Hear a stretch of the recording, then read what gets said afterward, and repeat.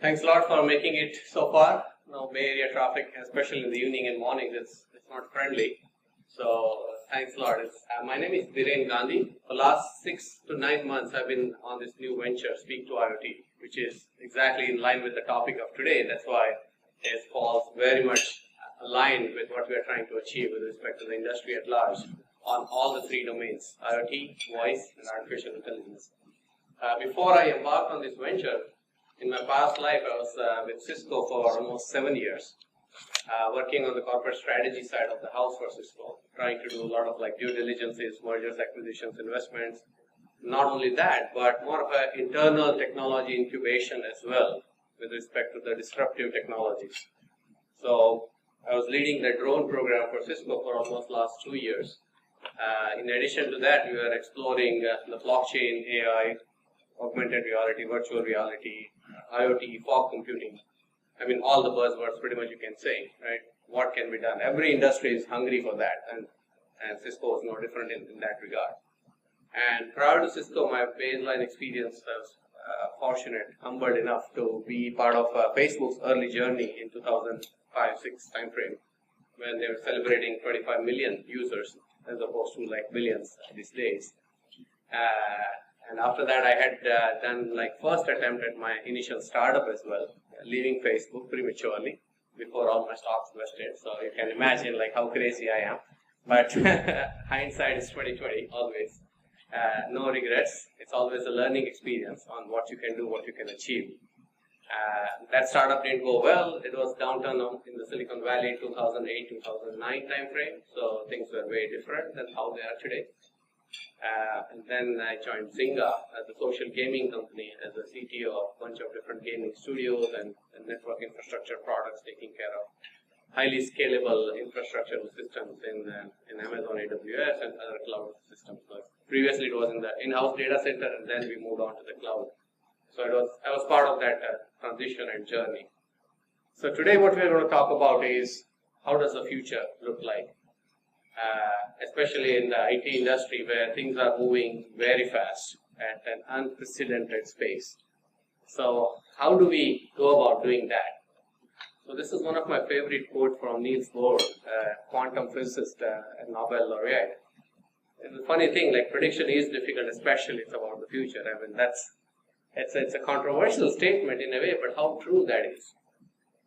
Nobody can really predict what things are, where things are going to go, how things are going to appear, where they are going to end up. But what we can do is at least navigate our way with information. So we can collect the information from the environment, from the people, especially in the Silicon Valley. We are fortunate to be surrounded by like-minded individuals who are at the cutthroat of where the technology world, where the world in general is evolving, is reaching towards. So let's take a real pop quiz. So what I'm going to show following this particular one is a series of 18 slides, 18 pictures, real quick. Your job is to identify what's common. Common ingredient, common element, whatever is common you can find out in all those 18. We are in 2018, so I just picked 18 as the number. Let's see if we can figure that out. So iPad, of course, Google Chrome, Snapchat, Airbnb, Spotify, Oculus Rift, Stripe, Instagram, Kickstarter. Looks familiar, right? All of these names. The smartphone GPS, which is ubiquitous. Lyft, Pinterest, Square, 4G LTE, the mobile Wi-Fi wireless. Venmo payments, Uber, and everybody's favorite, WhatsApp and Slack. Right. So these are 18 very well-known, popular today. Many of the startups literally live on these products, including Slack and Square and a lot of them, you name it, right? And a lot of us are, for our travel needs, we rely on Uber and Lyft and Airbnb and other things, right? So what's common in? They're new. Very good.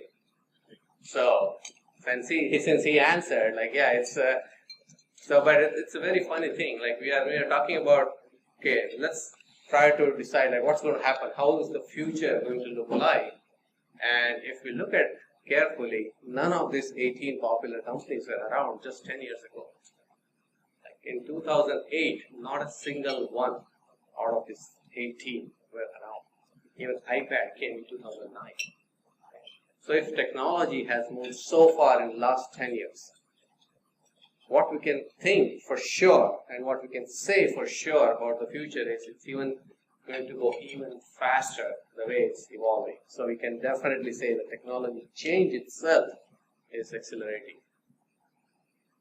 We used to quote like Moore's law, like we are in the vicinity of Intel, right? So we used to quote Moore's law that it's doubling every decade and all, but people say, hey, that law is dead. It's like things are accelerating and saturating at the same time on different dimensions. Some things are saturating, some things are accelerating. So as this picture says, these are, by the way, logarithmic graphs. So when a linear line inside here, it's actually exponential growth curve. So if you look at on any of those axes, right, for example, magnetic data storage, so the growth in DNA sequencing or internet backbone or even like wireless data, pay per dollar, like whatever, performance per dollar, whatever you are paying, how much you are gaining in return in terms of speed, in terms of bandwidth, in terms of whatever value you are gaining. Everything is exponentially rising for many, many decades. And now we are no different that way. So if you just look at this thing, right, it's a cool thing. Many of you might have seen it. It's no secret. So airline industry took like 68 years to gain 50 million user count. And if you fast forward, like from automobile to telephones and electricity and all the way, the bottom is all the technology area primarily. So see how much difference does it have? It's like a scale. It's an order of magnitude difference almost. Right? So, and Pokemon Go, right? 19 days, less than a month to reach 50 million users. And I've seen such crazy growth at many social games when I was at Zynga as well, all the farm wheels and the city wheels of the world. I mean, it's like really the hockey stick. Hockey stick is also an understatement for that kind of a growth. So literally, things can and will grow exponentially. If we go way back, 1946, the very first general purpose computer, ENIAC. It occupied like significant size, right? 1,800 square feet and weighed 30 tons. And $5.5 million of those days. And see the processing power? 5,000 operations per second. Whoa, what a phenomenal performance at that time, right? Fast forward to today's ordinary off-the-shelf, this greeting card that plays some audio jingles when you open it up, happy birthdays and all those things. And look at the spec. It's 800 times faster than that ENIAC. 1.1 million times less expensive and 1.7 million times it's smaller in footprint.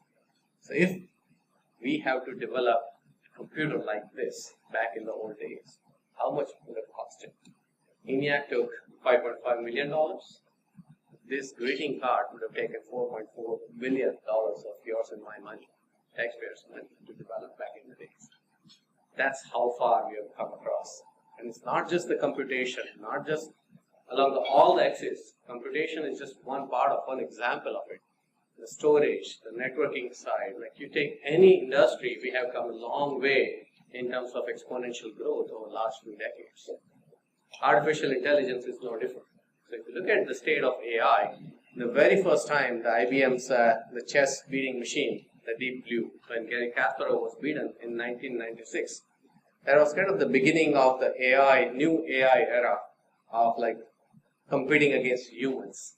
And then the Jeopardy beating machine, and then recently in January to this year, the CMU people, the Libratus machine.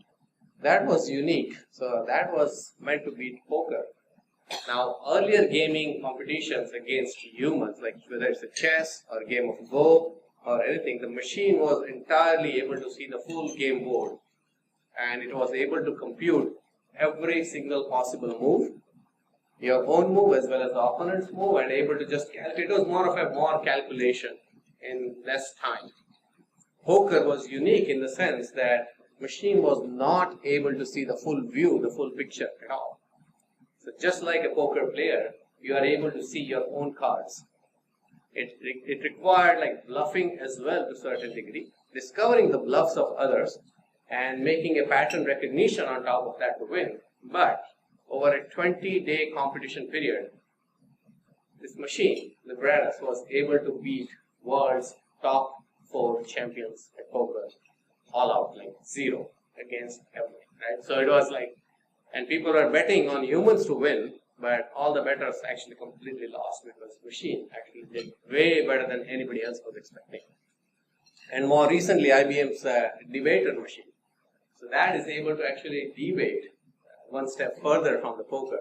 It's like completely unknown topics, not anything kind of a pre-learned or pre-specified or pre-hinted in any way. Randomly pulling the information and understanding the human context, understanding the context of the argument, the defensive argument and offensive argument, and a lot more. So it's very interesting how far we have come across. One more example, the Google released the game-playing AlphaGo machine. But later on, they released this AlphaGo Zero system also.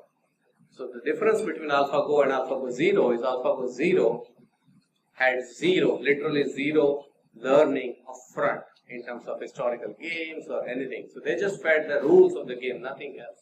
It was more of a self-learning system on its own. And look at how fast it was learning.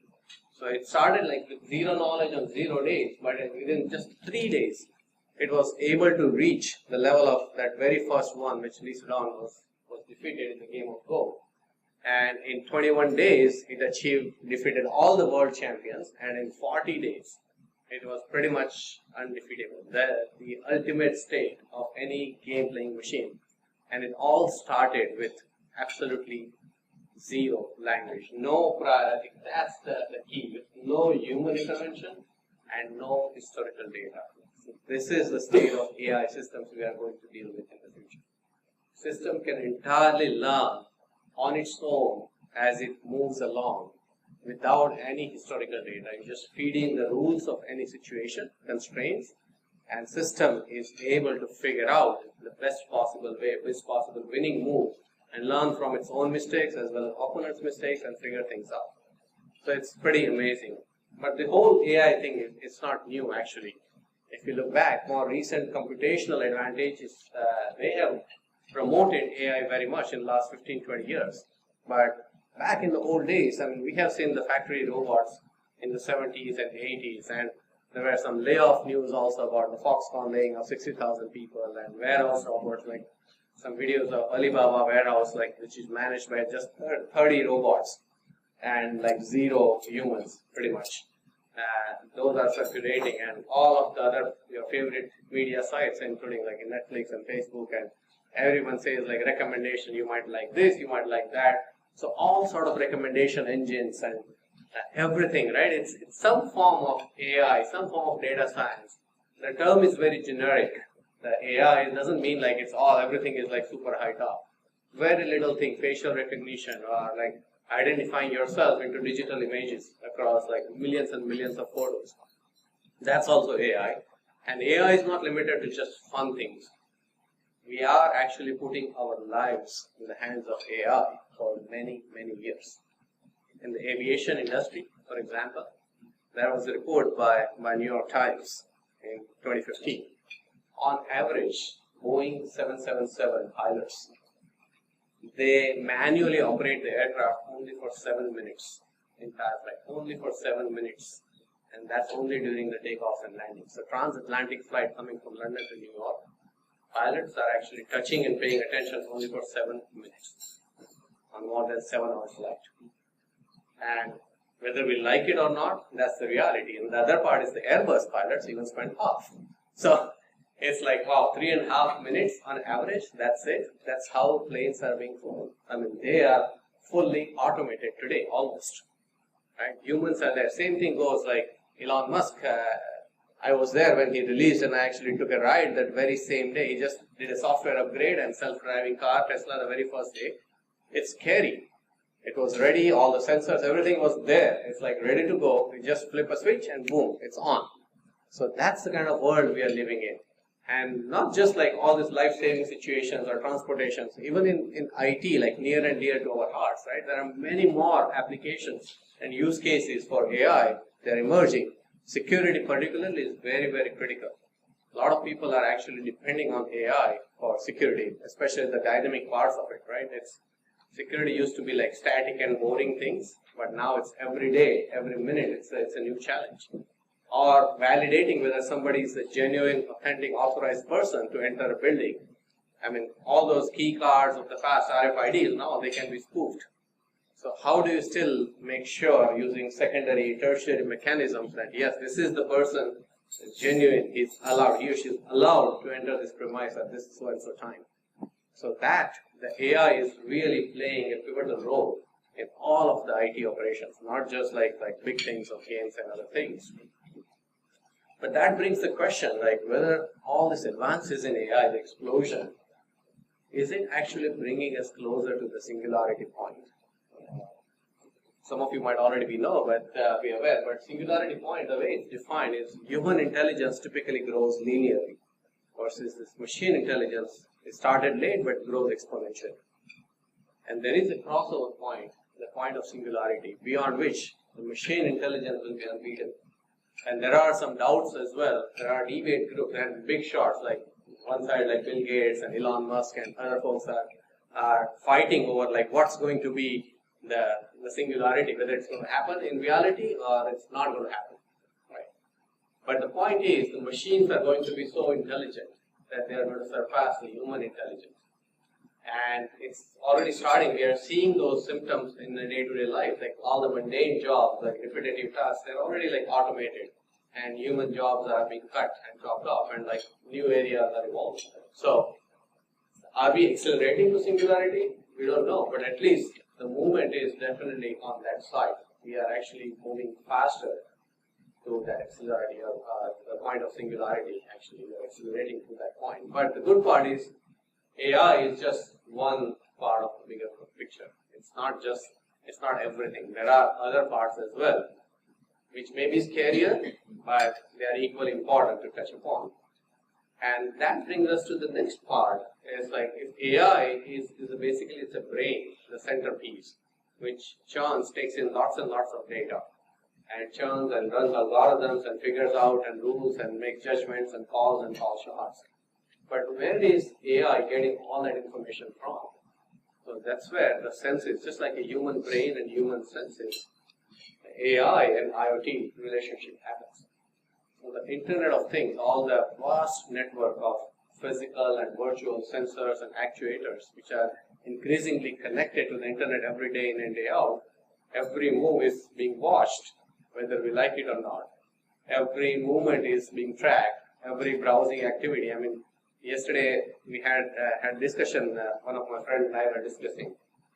It says your entire history, full history on Google is captured. You can browse and delete it also. I mean, Google is now providing to delete and download that, but every single website, every single search query which I type, no matter from where, from my mobile browser, from my desktop browser, doesn't matter, it's captured. What sites I visited, it's captured.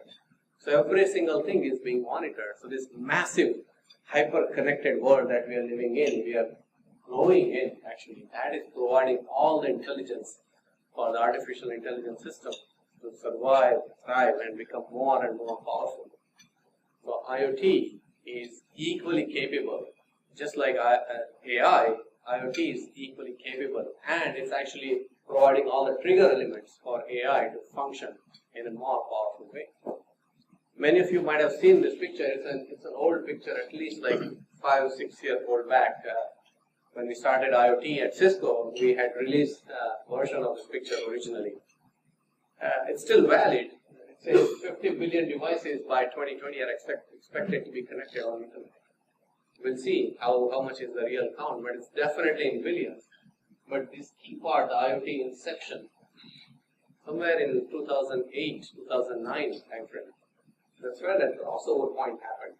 So when the number of connected devices surpassed the human population on Earth.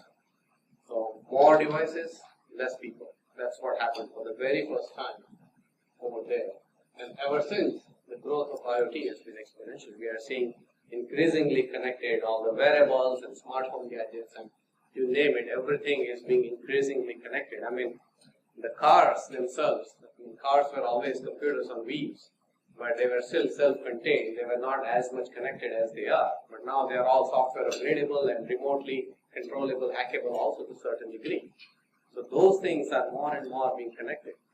And we see like there are many areas this IoT affects, right? It's so three distinct areas. So one is very common to understand is like consumer IoT. We live in wearables, like all the sensors. We see, look around the cameras and proximity sensors and all that. So that's one part. Second part is the industrial IoT piece, which is all the big machines and robots and fully automated and all that. So that's the second part. The third part, which is not very popular in discussions, is enterprise IoT. And that's where all the back-end IT systems, data centers, the cloud, the IoT related to those aspects of our day-to-day life, they are captured in that part.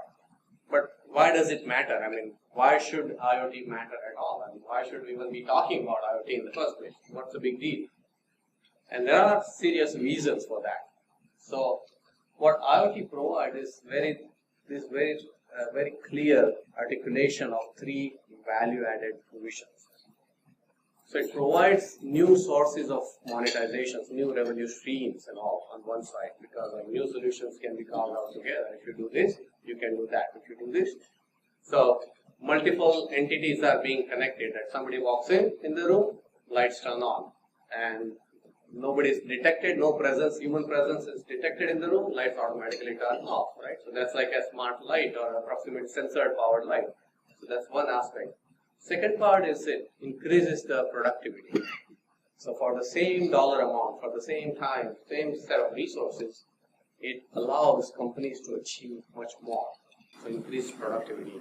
And the third part is all the experience, changing the end user, stakeholder experience completely. So I mean, it's nothing but it's a common sense. If we look at it, either it affects the top line, which everybody cares that, hey, where are my revenue pipeline? Affects the bottom line, minimizes that, which also people care. And third part is engagement. The end user, customer, stakeholder engagement, providing them with more information, data, insights. And that's the reason why IoT is becoming more and more popular, as we see, and it's becoming more pivotal in the whole, this trio of AI, IoT, and voice. If you look at it, it's not only the connected devices on the very first scene, all the way goes from the device connection to data sensing, communication, and analysis value and human values. Ultimately, it touches the human value. And that's the critical part. Sometimes, like while discussing IoT, the Internet of Things, we forget about the human aspect. But if you go back to the original roots, the original definition of IoT had these four elements. It's not things only. It's people, process, data, and things. So even though we generally call it Internet of Things, ultimately it's Internet of people. How does it affect the people? How does these pieces of technologies allow people to work better, improve the qualities of their lives, or whatever the metric we are talking about, like help the humanity in some way at the end of the day? That's the goal. So IoT has all these multiple elements, not just things. Things are very visible, very tangible, physical aspect of it. That, hey, you need to connect the sensor with the Wi-Fi and it works. Okay, I'm connected to the cloud and boom, it works.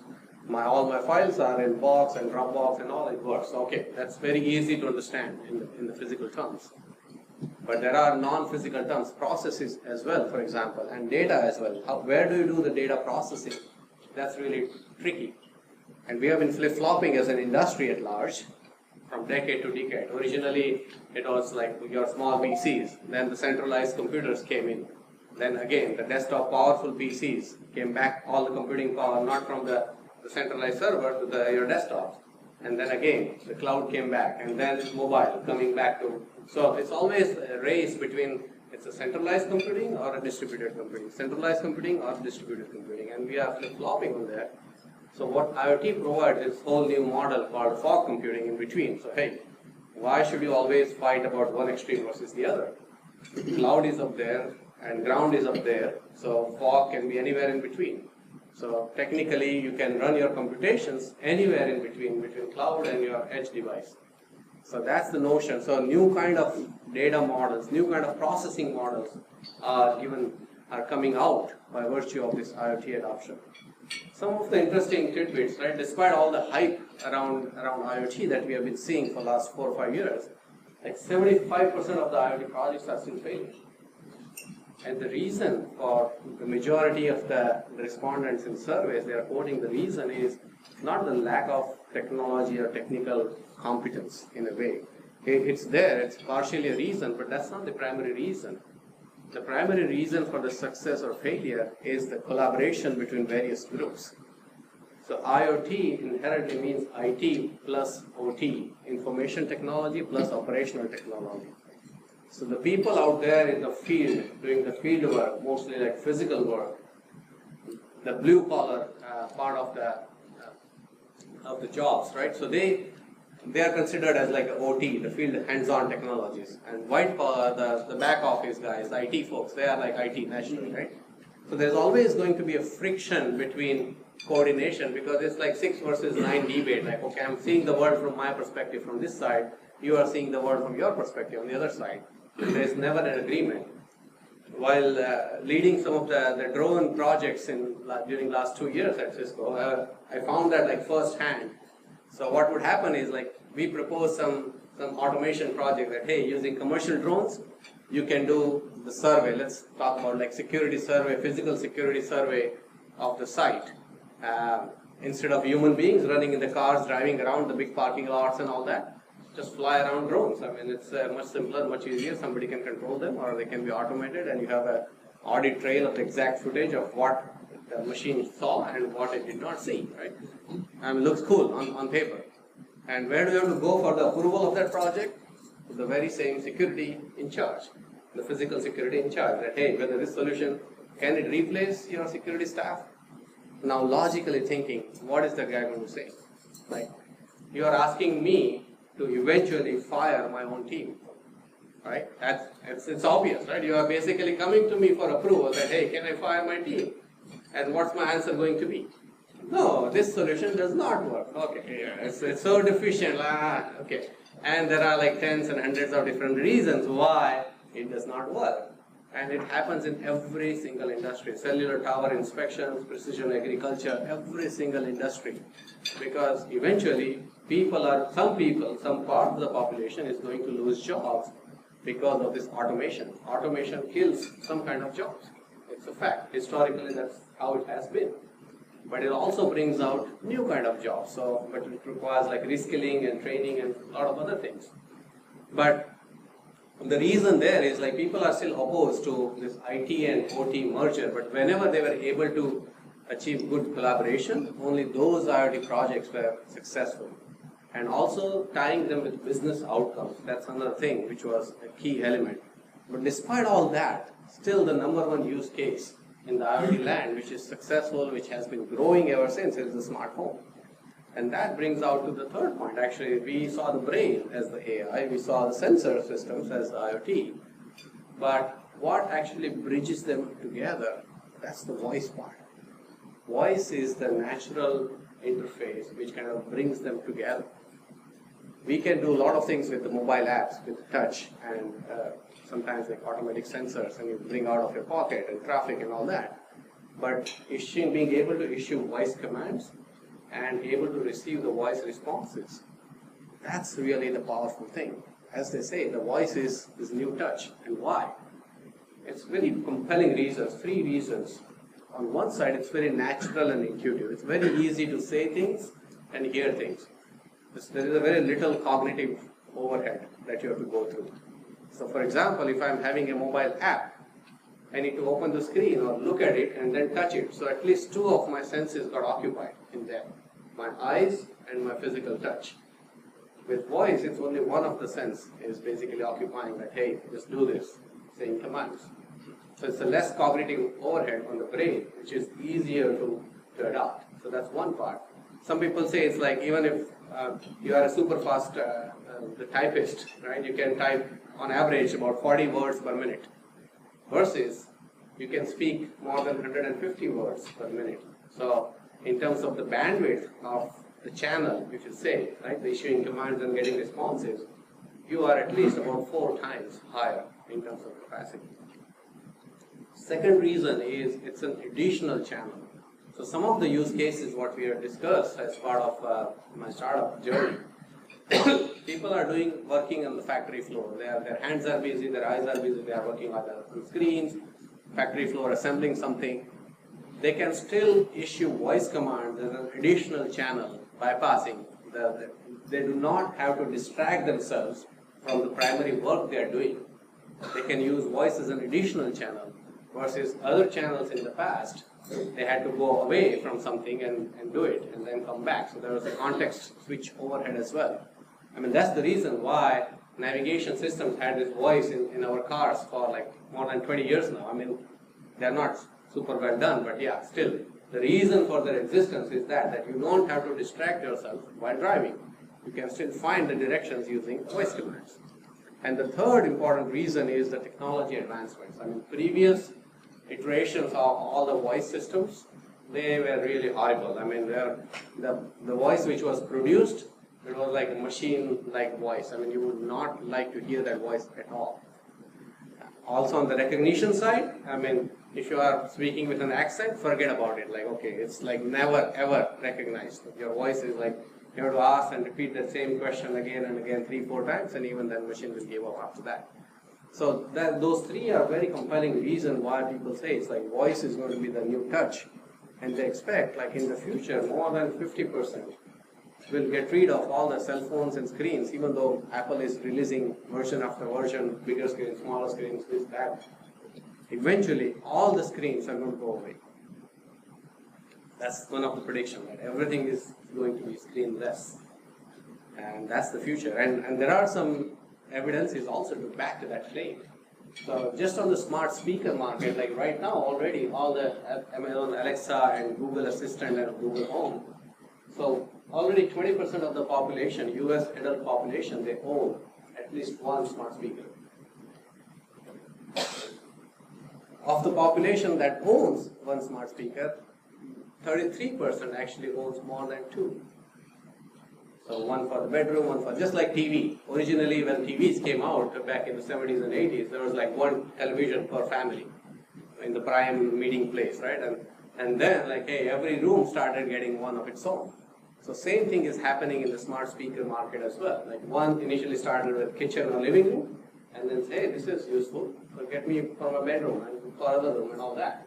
And people are trying to use, like, look at the stats, it's like 63% daily users and 77% weekly users. So that's pretty good engagement for any technology, forget like voice. So, and people are using for many, many different reasons. Many of you might have seen this Google Duplex demo, who have seen it like earlier this year. Sundar Pichai, there is a very interesting demo, an AI system using the voice interface. It calls a barber shop for a haircut and like books the appointment completely in an autonomous way without any human assistance. And there was other example of a restaurant. So booking a table for 4, and the restaurant was taking only the bookings for more than 5. So it was okay, just finding out the less busy hours and more busy hours on its own. So, and it all was so natural that the other person on the other side of the regular phone call, they did not realize that it's the machine voice that I'm talking to. It's not a human voice. It sounded very close to human voice. So technology is making all that happen, all that possible today. And some of the facts on the voice side is like, this year was a historic milestone. In January they hit the 1 billion voice searches per month. And where they are coming from? So this is a prediction that 30% of the searches by 2020, so just 2 years away, they'll be done without a screen. And in fact, Google released a statement earlier this year saying 50%, more than 50% of the searches coming from the mobile devices, they are already voice searches, even today. And it's growing. So Siri or Alexa or Google, doesn't matter what's your favorite endpoint is, but the reason is voice is becoming inherently common, increasingly common as a medium for interaction with technology. Another fact is this 46% of the voice search users. So especially all the yellow pages and local business things. So they look up information using voice search as opposed to Google Maps or other Yelp or any other sites. And a follow on to that stat is almost half of those people who look up, they make a phone call to their local business after that. So no wonder why Google and Alexa, they started adding phone call capabilities in their smart speakers. It was not there originally, but they discovered these facts and they started adding like, hey, now you can make a phone call from there. It's very intuitive, obvious, and less overhead for people. Another fact is 72%, they are saying they are using it as part of their daily routine. So it's pretty much the inseparable part of their day-to-day life. It's checking for the weather, checking for schedules and calendars and timers and kitchen recipes, lots of use cases which were never thought of as like voice cases before, but now they are increasingly becoming mainstream in your day-to-day life. And the last one is by next year, 39% of the millennials, they will use all the voice enabled digital, which is a pretty significant percentage. And they're already there. It's not like they're far off and this is a bold claim. No. We are somewhere close to like 35% range already today. So whether we like it or not, but that's going to be the future. So essentially, and I was like shamelessly, I had to pull out this slide from my startup deck because it addresses the issue and it gives the clear picture. All this, the trio of these technologies, AI, IoT, and voice. The combination is going to be a killer combination for both technological growth, our lifestyle changes, business opportunities, career opportunities, anything, you name it. That is where the future seems to be going ahead. And there are a few other technologies, no doubts about it, but almost close to $1 trillion business value is going to be coming from IoT, AI, and voice together. Even the Gartners, right, the strategic predictions, it's not apparent, but if you look closely, I mean, many of them are already tagged with AI or IoT. But if you look something else, like search, for example, even though it's tagged with search, what it says is visual and voice search actually drive the commerce. So the reason Amazon is winning in the voice game so far is they have the commerce also tied with the voice search. People are buying things off of Amazon. How many of you in the room are using Amazon purchases through voice? Anybody? Not yet. So, but a lot of millennials are already making a regular habit of making their purchases through voice. So voice commerce is also a very big deal. So essentially, like what we saw from generation of technology to current day, things are moving in this three-way, this nice pattern, right? Previously it was all the hand-related jobs, like physical, hard work, blue-collar jobs. Then they went away and moved to more of a majority of the head-related jobs, the rational, cognitive skills, those type of jobs, all the IT skills, white-collar jobs. With development of AI, IoT, and voice, even those are actually going away. And things are moving more to the heart-centric job, which machines cannot obviously match just yet. They are trying the language-related things today. I mean, AIs can write articles from nothing today. They can write blog posts today. Some law firms, they have AI chatbots as the legal paralegal assistants hired today. So those things are happening, but it's still no way closer to those hard part of the human skills. So humans are still very much unique in that sense.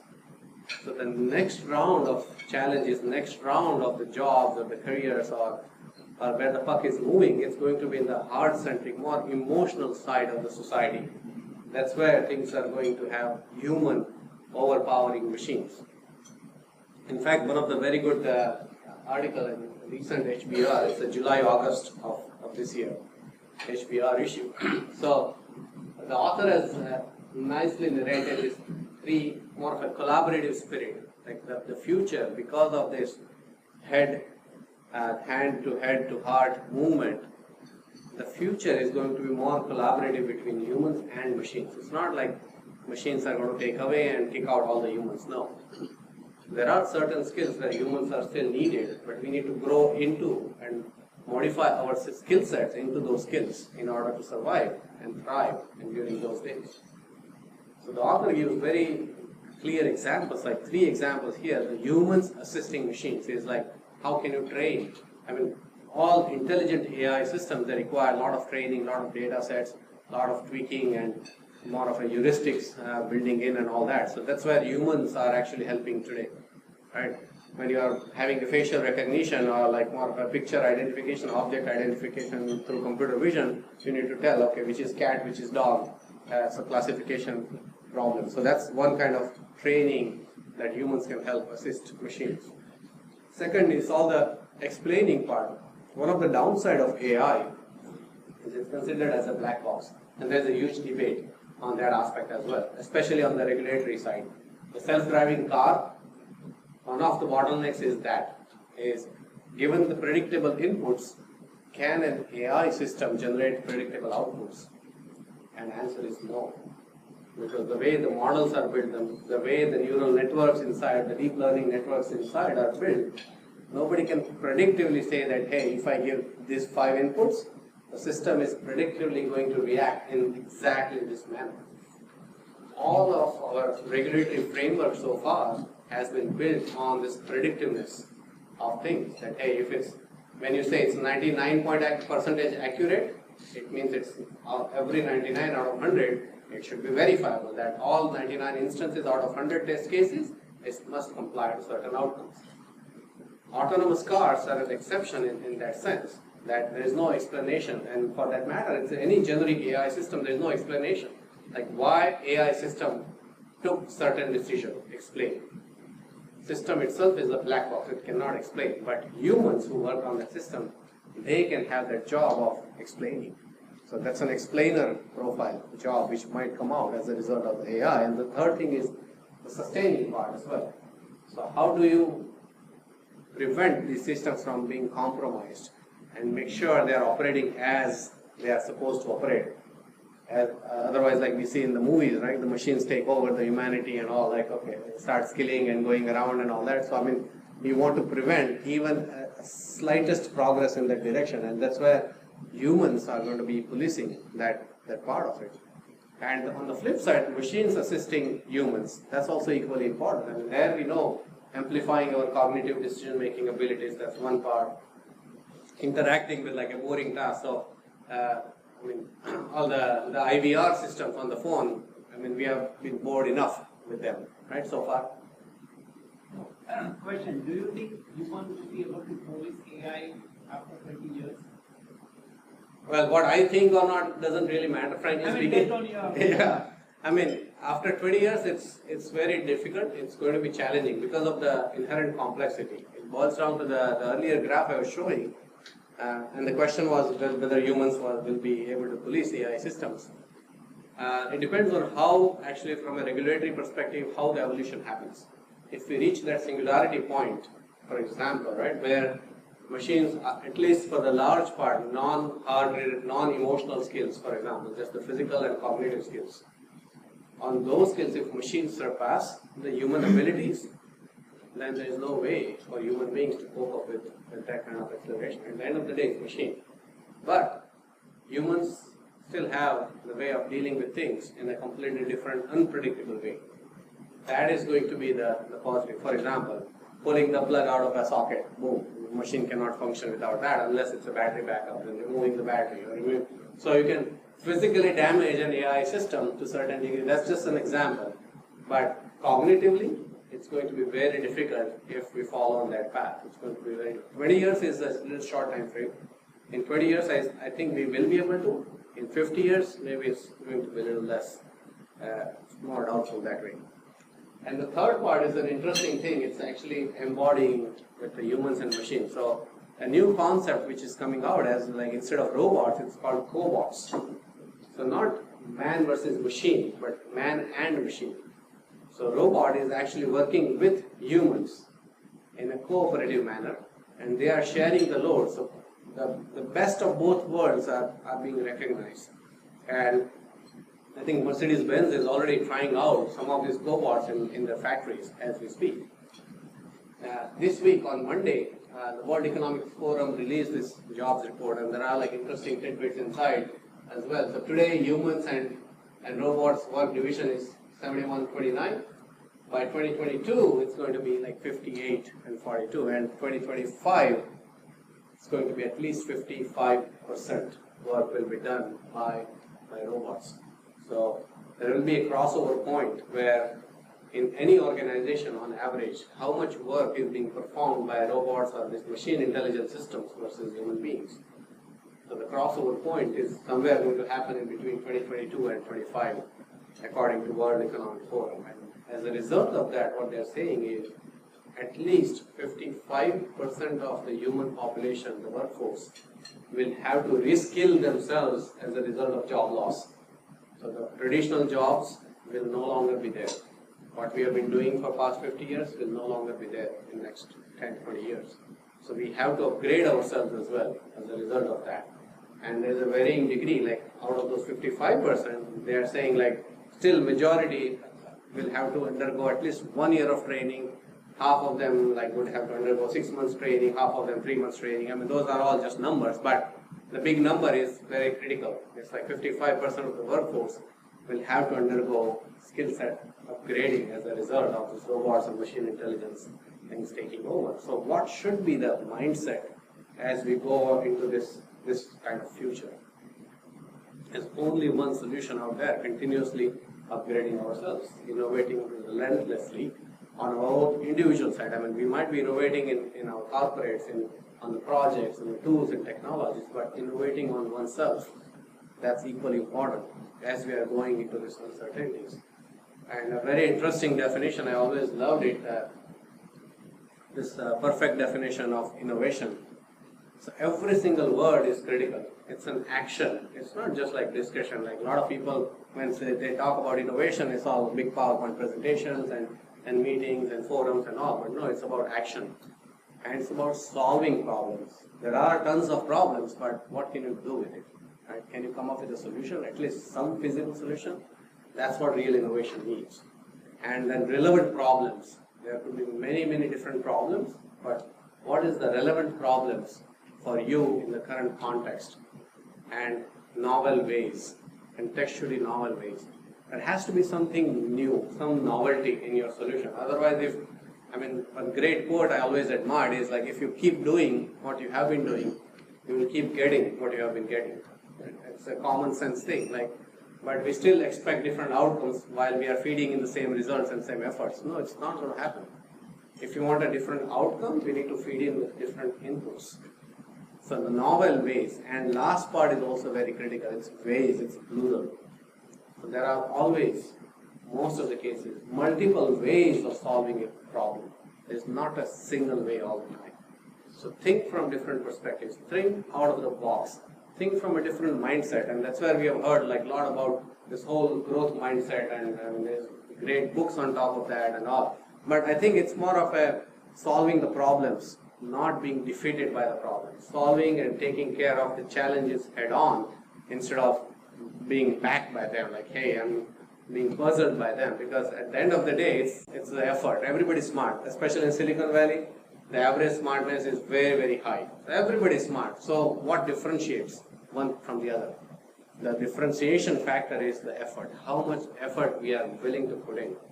And that's what Mr. Winston Churchill also said, the same thing. It's like, it's the effort, not the skills. I mean, those things matter initially, but compared to effort, nothing else can stand in its way. And I particularly love this last equation, right? I mean, many people say, hey, it's incorrect mathematically and practically and all that, but still, if you continuously improve 1% just for 1 year from what you were individually yesterday, you become 1% better today, you become 1% better than yourself tomorrow, and so on and so forth. You'll be better like 3,700% in a year's time frame. That's a huge lot. And on the flip side, if you go on a slippery slope and start to make worse choices, bad decisions in your life, you end up with just 3 if you start from 100. So choice is really ours. Like, where do we want to go? I mean, the entire landscape is shifting as we speak. There are talks about this AIs and machines and all those things taking over. There are talks about job loss. There are talks about even the job profile shifting, the way of doing things differently, millennials coming into the workforces and having different way of doing things, like bring your own devices was like the initial pain point, right? Most of us dealt with in the IT systems and subsystems and like how the security works and all. But amidst all these complexities and constraints, there is always a silver lining, right? Because the rainbows happen only in cloudy skies. And the same thing is true with IT innovations as well. It's no different. Whenever there are constraints, whenever there are challenges, only that's when the good things come out of it. Otherwise, it's a business as usual. There is no forcing function for us. I mean, we are very comfortable species. Like human beings are great at enjoying comforts, right? So unless there is a forcing function for us to do, motivating us to do something different, we will not be doing those things differently. As simple as that. So change is good in that sense. And that's my last question to you is, are we really ready for the ride? I mean, it's uncertain times, but I'm sure we can deal with that. Thank you.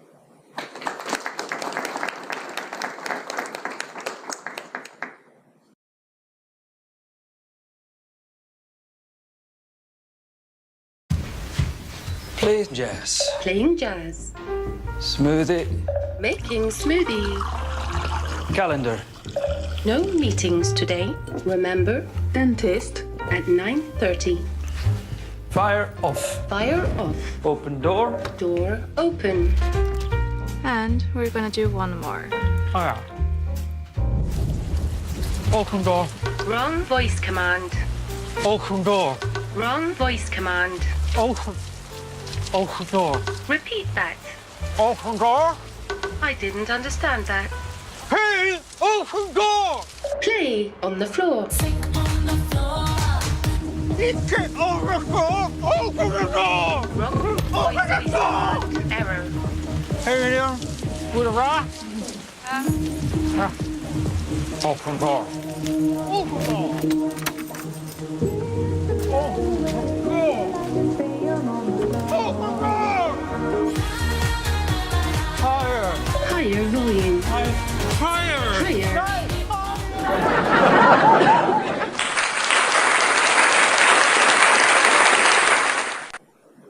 Cool. So we'll open up for questions if any. If you're not tired already. Yes, sir. I had a question. So all of the AI and robotics conversations that you had, it was usually focused around people and processes. And so mostly around how to improve things for ourselves, right? To provide us things, to make things easier for us. However, there was one part where you talked about Big Blue and the AI for competition, where we were actually building AI and robotics to compete with us, which is a little different. So would you say that 20 years from now, 50 years from now, we're going to talk about whether or not we can kind of keep a lid on this? Do you believe that that's really dependent on whether we continue down the trajectory of simply making life easier for ourselves? And how would that differ if we go down the path which some people have of replacing us and everything we can do, and not just things that make things easier? Right. Another great point, actually. So AI there is a reason why it's growing and accelerating, right? I mean, it does solve real world problems as well. Sometimes they are never ever solved before. So, for example, like I was talking to there is a startup, stealth mode startup in the Bay Area. They have found out a technology that from human bloodstream, just by scanning the bloodstream regularly, they can identify 99% of the early stage cancers. Now, it has never ever happened in the past. They have clinical proofs as well. So even FDA is willing to give them sponsorship that, hey, this is beneficial for mankind in general. I mean, no medication has been able to detect any kind of cancer so early in the game. But based on the AI systems and based on some pattern recognitions and based on some identifiers, they are able to do that so effectively. And same thing goes for many other domains. I mean, so the reason why they are growing is there are some genuine cases where it solves some real problems, right? That's one part. But as it happens with any technology, there are always going to be the side effects and misuses. So some people are always following the right path and like focusing for the benefit of the humanity. There are some rogue elements always in the society that we are, okay, how can you tweak this piece of technology and use it to make it worse?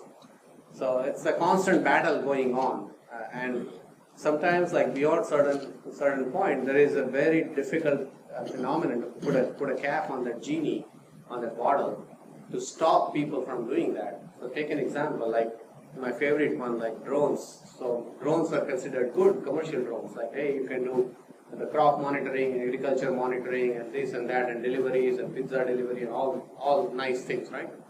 Then people started using them for drug delivery, weapons delivery in prisons. So they just fly and a commercial off the shelf, like a very cheap drone.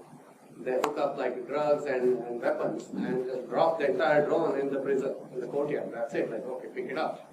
I don't care if I lose my drone. I mean, it's a cheap one. But that's like a misuse of technology. Same thing in US-Mexico border, like a lot of those drug cartels who were using tunnels, they started using drones now. Like, hey, even if you get shot, it's okay. There is no human that is captured, right? So sometimes the technology itself is not bad, but the use of and application of technologies, it's bad. And unfortunately, many times you cannot even prevent it and protect it. It's again the bad inside us that comes out occasionally. Isn't that exactly what all of us do day in and day out from the security perspective? It is. Right? There's always the conversation around how the technology can be used for defense or offense, right? The hacker side and the defense Exactly, side. all the white hat and black hat. But we managed to maintain, depending on your point of view, and we have for decades, right? So do you think maybe the future for the people who are afraid that the robots will take over, like Elon, and then others who feel it's making life better, that the reality is on the negative side, for every drone that shoots you if you try to unplug the robot, there'll be another drone that shoots that drone, and it's that same never-ending escalation. Exactly. I mean, it's always like a cat and mouse game going on, but the kind of damage you can do is like a first mover's advantage, right? Sometimes, like, yeah, you can shoot that drone down, but what if it drops a new bomb before that, right? So, yeah, that drone gets killed, but it did its damage. So, it's too late, too little type of thing. So, the primary reason it's different this time is the amount of computation power these systems can harness. That's very, very dangerous piece. Not everybody has that ability. Previously, so far things were limited by the amount of computation capability. So neural networks and deep learning, that is nothing new. I mean, those algorithms came out in 60s and 70s, but there was not enough compute power at that time to prove the worth of it, that yes, it indeed works. More recent, in last 10 years, we have been able to achieve those breakthrough results. And that's what is proliferating this whole AI thing. But how far it goes in the future and how many people, how much percentage of the population is going to have access to a level playing field? It is not going to be a level playing field the way it's growing, the way the compute power is being harnessed. So unless it's a level playing field, it's very difficult to compete. So regulatory process is one way of it. But I mean, you guys know better than anybody else, is like how archaic all the government regulatory systems themselves are, right? Some of them are still running Windows 95. We should let them make the robots. That would be a good solution, actually.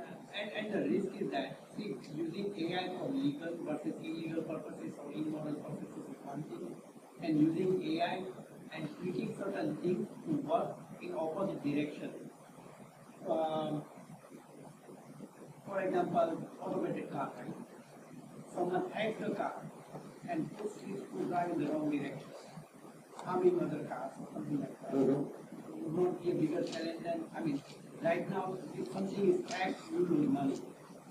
I mean, so far I don't think hackers have caused life-threatening incidents. Some maybe, but not too many. Most of the hacking happens for the monetary gain or destruction of certain systems. Luckily, greed beats fear and punishment. Yeah, definitely. But then, as soon as we become more smarter, AI comes, it can be used for destructive purposes in humankind. It's our No, place. that it's a large space, and the problem is, like one of the slides I mentioned, it's non-traceable. So the black box nature of AI, that's making it more dangerous. Like, who did it? it's not easy to identify with AI system versus non-AI system. So non-AI system, yes, you have a track record, you can trace and audit logs, and yes, you can follow the standard procedure. You can pinpoint that exactly so and so time, so and so individual did this. With AI systems, it's not that straightforward. So you cannot pinpoint that who did what at what time. And it's a highly distributed nature. I mean, look at it for all the Russian meddling issue, right? Like President being investigated for the last 2 years almost, right, in the elections. It doesn't matter which side of the issue you are on, but it's a wide-ranging issue, right? The way you affect a broad range of systems, whether you do affect or not, at least like Russia, China, they have the ability to take the damage. Whether they did it or not, that's a different story, but they do have the ability. And right now, China is #1 in AI, actually. It's way ahead than US and Russia both. So the global political climate is going to be affected by crimes like that, and whether in the small environment we are able to do certain governing and regulations, it's always going to be trumped by what happens in the macro level. So kind of tagging on what you said, though, from the AI, from your AI experience, what I don't see people doing is trying to incorporate the rules. The rules they've done now have been learning rules, the rules of the game, the rules of driving a car down the road, and not necessarily rules that govern the limitation of going outside of those boundaries, especially when we get into self-learning systems, right? So taking a page out of Asimov, I mean, some of the foundational rules he laid down really were the thought process behind not letting the robots get ahead. And I don't think we're actually even considering that. I think we go right toward features, capabilities, and solving problems, and not looking at the inherent morality issues. We go for the technical issues, and maybe that at some point, hopefully before the tipping point, that becomes something we integrate, maybe legally, maybe programmatically, to set those rules, because again, the AI still has to follow the rules, right? Yeah, right on. Actually, the self-driving car, right now, it's the debate why it's like taking so long is like, okay, if the car itself is driving and it hits somebody, right? Simple question like that. Like, who is at fault? Right?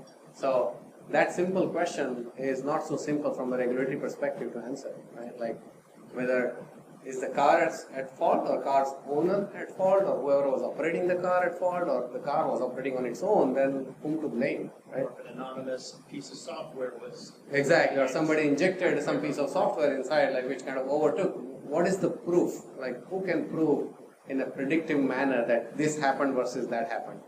So like simple thing about like ownership rules, that's why our DMV is like struggling really hard for so many years. And in terms of allowing those cars on the road, generally speaking, right? Like insurance guys, who they report the claim to, how do they tag along the driving habits of individuals now?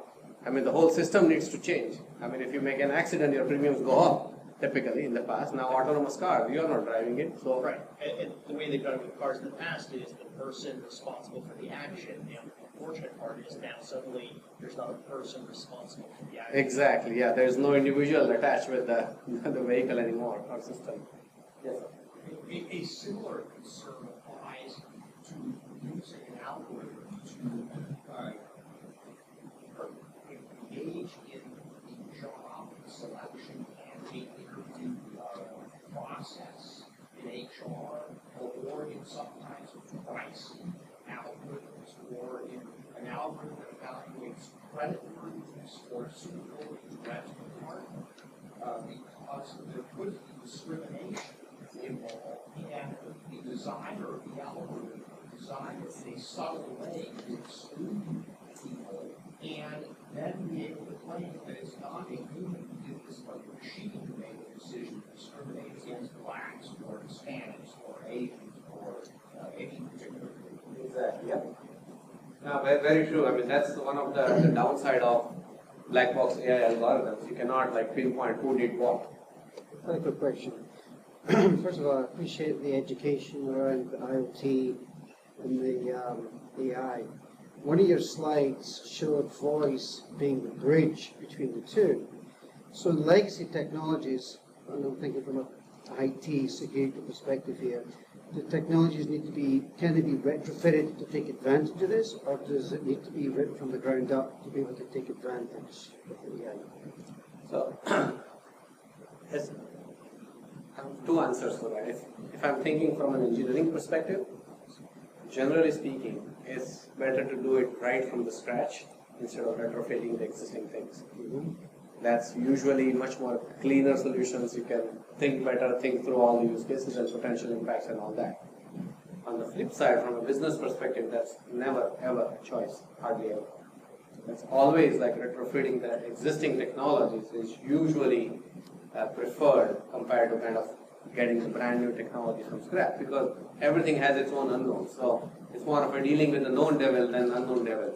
That mindset takes over. So retrofitting the existing technology would be the more likely path of how things are going to evolve, in my opinion.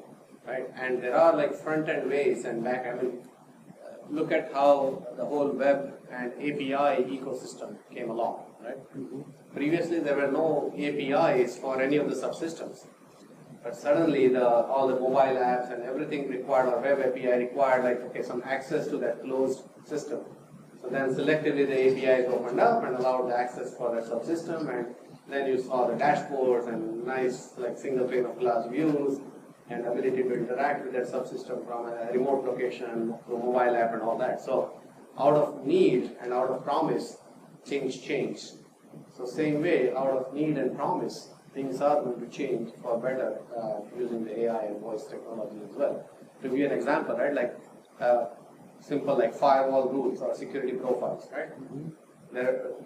Some of my colleagues had demoed like using voice, you can specify that, hey, change the security profile, or in this room, like, okay, disable guest user access, boom, one command and boom, it just takes care of it. I don't have to log in into any system. As long as I can verify my credentials that, hey, I'm authorized to give that command. So that simplicity and that disconnectedness with the knowing the location of the system, logging in and issuing the command, it's like more over it, versus this is more intuitive and obvious. So things are going to rotate in that favor eventually. So, great. Part B of the question is that what your company, that's what your organization does, is help enablement of being able to tie legacy to voice?